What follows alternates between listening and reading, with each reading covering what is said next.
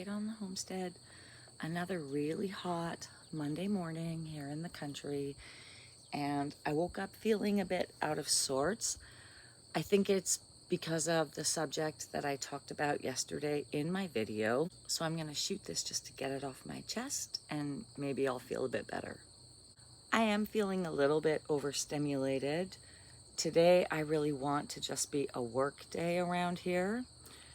My friend who's visiting has helped me, certainly getting the stones back to the fire pit, but I've also been spending a fair amount of time kind of entertaining and hanging out with him. So today, when he gets up, I'm gonna put him to work and I want him to pick one of my apple trees that needs to be started. But this morning I wanna share the story of how my dog passed away after I moved here, because although I have mentioned it a couple times, I've never really spoken about it, and I think it explains some of the sore feelings that I have about some of the things going on out here in the country. So when we moved here from the city, we had a little Shih Tzu. His name was Ollie, and he was my son's first dog. I'm gonna try not to get upset shooting this video. I'd also like to say that when I moved us here from the city, my son didn't want to come, and I uprooted us from our old life and everything we knew. When we got here, the first night he bawled his face off. You know, the house was pretty rough. It hadn't been fixed up at that point, and he was not very excited to be here. 2 weeks after we moved here, we had a devastating electrical fire in the house that was terrifying, and subsequently we ended up living in a trailer that was even less to his standard, and it was uncomfortable and hot and cramped, and the poor boy just had his whole world turned upside down.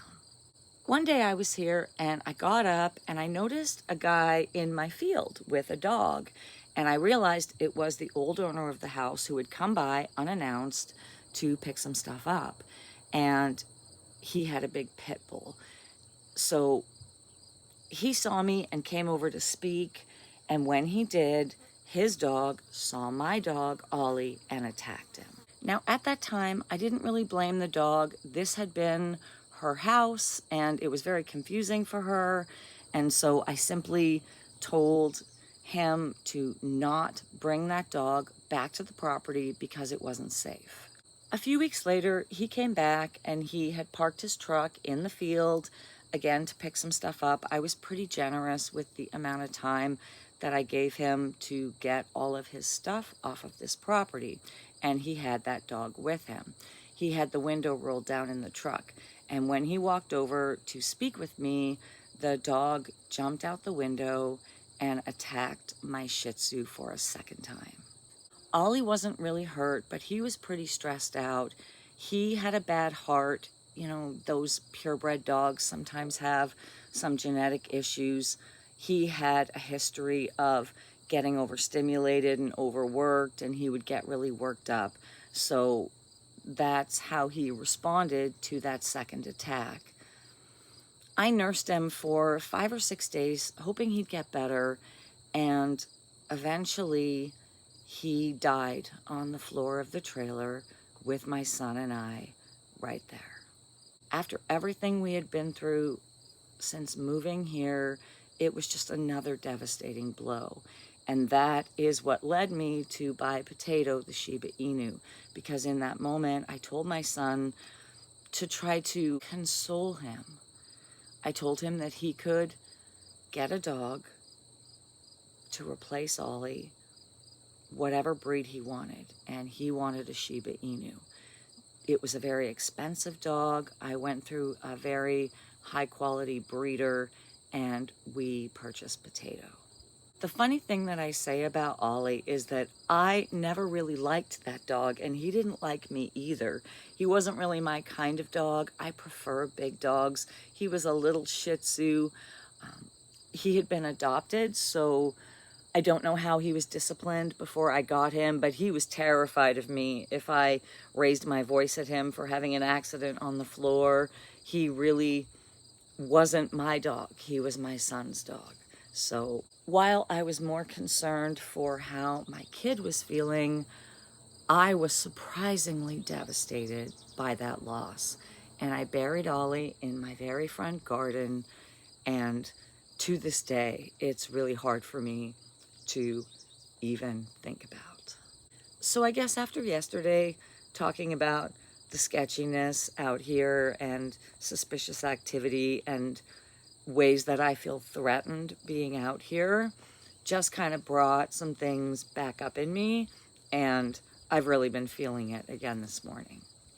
Now, I didn't pursue any legal action after that event, mostly because I was still in shock, having moved here from the city, going through an electrical fire, which again was just the scariest thing I've ever been through, and just trying to manage everything. I was in shock, and it was just another blow.